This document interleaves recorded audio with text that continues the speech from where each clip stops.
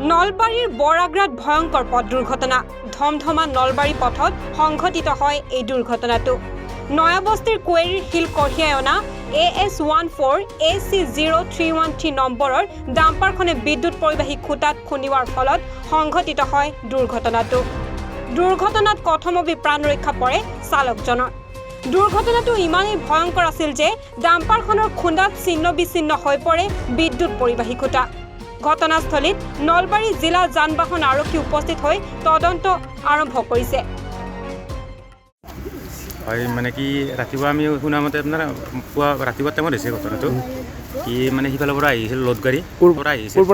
নবস্তি কুৱাৰীৰ পৰা আহিছিল মানে লোড আছে চানঘাট আছে মানে ৰাতিপুৱা টাইমত আহি কিনে কেনেকুৱাকৈ হৈছে নাজানো আমিও শুনিছোঁ আৰু মানে এনেকুৱা পাল্টি হোৱা হয় হয় হয় মানে মানুহে কোৱা নাই যদিও মানে কিন্তু মানে ভয়ংকৰ আৰু ড্ৰাইভাৰজন লাকি বাচিছে আৰু কোন ঠাইত ঘটনাটো হৈছে এইটো বৰাগ্ৰা হয় ধমধমাৰ পৰা নজৰুল হকৰ প্ৰতিবেদন এনিভাৰ 24